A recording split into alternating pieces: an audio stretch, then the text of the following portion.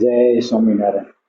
વાલા ભક્તો, જીવ માત્રને સુખ, શાંતિ અને આનંદની જરૂર છે. પરંતુ કેસ જીતવો હોય તો વકીલ પાસે જવું પડે, સાજા થવું હોય તો ડોક્ટર પાસે જવું પડે, એમ સુખની અનુભૂતિ કરવી હોય તો ભગવાનની મૂર્તિમાં મન રાખવું પડે. મન મૂર્તિમાં રહે તો જ ભૂત જેવું મન અદ્ભુત બની જાય. કોલસાને ગમે એટલો ઘસીએ તો પણ ઉજળો ન થાય. એસિડમાં બોળો કે હાબુમાંથી સાફ કરો કે પાવડરમાં બોળો, પણ કોલસો કાળો ને કાળો. શું કામ? વાસ્તવમાં તો કોલસો ઉજળો હતો, પરંતુ એને ખબર ન રહી અને એ અગ્નિથી અલગ થયો, એટલે એ કાળો થયો. અને અગ્નિથી અલગ રહે ત્યાં સુધી કાળો અને કાળો જ રહેવાનો. પરંતુ આ જ કોલસો જો પાછો અગ્નિમાં નાખી દઈએ તો અગ્નિની જ્વાળાથી એ ઉજળો બની જાય અને અનેક ઉર્જા આપનારો બની જાય. એ જ રીતે આપણે ભગવાનને ભૂલીને જ્યાં ત્યાં ભટકીએ છીએ, એટલે અંતરમાં કાળક વાપી છે.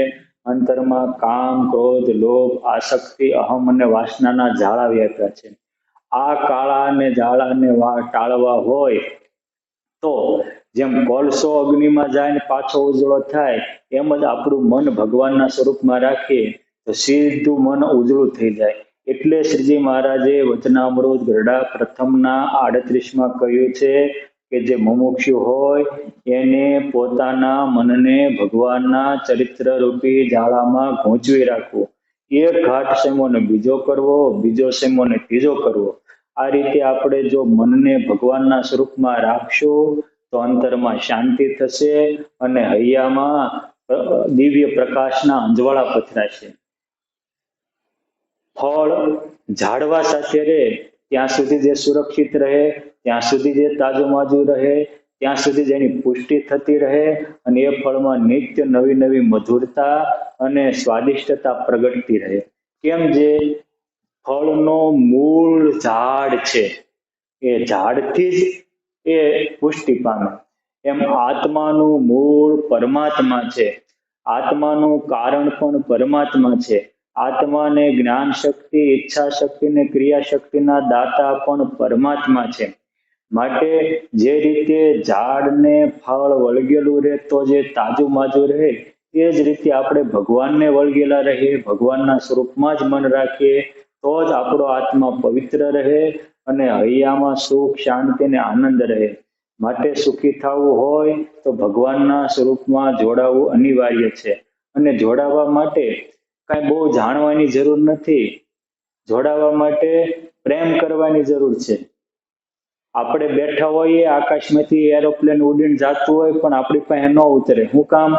એરપોર્ટ નથી. એરપોર્ટ હોય ત્યાં એરોપ્લેન ઉતરે. એ જ રીતે જ્યાં પ્રેમ હોય ત્યાં પુરુષોત્તમ નારાયણનું સ્વરૂપ ઉતરે છે. એટલે મોટા સંતોએ કહ્યું છે કે પ્રેમી જનને વશ પાતળ્યો. જે જે ભક્તોનું મન ભગવાનના સ્વરૂપમાં રહ્યું છે એ બધા પ્રેમથી પરમાત્મામાં જોડાઈ ગયા, એટલે એનામાં મન રહ્યું છે. માટે આપણે પણ જેમ ગોપીઓએ ભગવાનમાં પ્રેમ કર્યો તો ભગવાનને ભૂલવા તો ભૂલી શકતી નહીં. મોટી બા લાડુબાઈએ પરમાત્મામાં પ્રેમ કર્યો તો ભગવાનને ભૂલવા હોય તો ભૂલી શકતા નહીં. સચ્ચિદાનંદ સ્વામીએ પણ શરૂઆતમાં સ્વામિનારાયણ ભગવાનમાં પ્રેમ કર્યો તો ભગવાન વિના એક ઘડી રહેવાતું નહીં. અને જેમ એમને ભગવાન વિના રહેવાતું નહીં, એમ ભગવાનને આવા ભક્ત વિના રહેવાતું નહીં. આ તો પરસ્પરની પ્રેમની ગાથા છે. માટે સુખી થવું હોય તો આપણે 1% ભગવાનમાં પ્રેમ કરશું, ભગવાન 100% પ્રેમ કરશે. ભગવાન 100% તો હું કહું છું. સાગરમાં તો શ્રીજી મહારાજ એવું બોલ્યા કે મોહ સંગ પ્રીત કરે જન કોઈ, તિનસે કોટી ઘણું કરું મોઈ. મારામાં કોઈ એક ગણો પ્રેમ કરે તો એનામાં હું કરોડ ગણો પ્રેમ કરું છું. અને ભગવાનમાં પ્રેમ થાય તો જ ભવસાગરમાં ભટકતું મન શાંત થાય અને તો જ મન ભૂત અદ્ભુત બને અને દિવ્ય આનંદનો સાગર હૈયામાં રેલાય.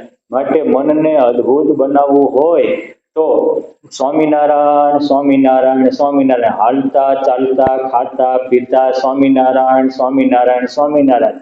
કોઈ ભક્તે ભગવાનને પૂછ્યું કે ન બેસે નામ, ન થાય કરવું પડે કામ, અને સરે મારા સગળા કામ, એવું કઈ ખરું? ભગવાન કે છે ને શું?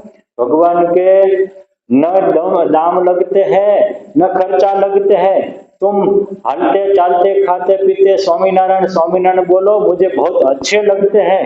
માટે પરમાત્માને અચ્છા લાગુ હોય તો હાલતા ચાલતા ખાતા પીતા સ્વામિનારાયણ સ્વામિનારાયણ સ્વામિનારાયણ બોલે રાખવું। સ્વામિનારાયણ બોલશો તો કામ થશે। ભગવાન એમ કહેતા કે તું રે મારા નામમાં તો હું રહું તારા કામમાં, તું રે તારા કામમાં તો હું રહું મારા ધામમાં। જો આપણે ભગવાનના નામમાં રહેશું તો જેમ ભગવાનના નામમાં રહેલા નરસિંહાના કામ કરવા ભગવાન પધાર્યા, ભગવાનના નામમાં રહેલા મીરાબાઈના કામ કરવા ભગવાન પધાર્યા, ભગવાનના નામમાં રમવાણ રહેતા દાદા ખાચર મોટીબા અને નંદ સંતોના કામ પુરુષોત્તમ નારાયણ કરતા।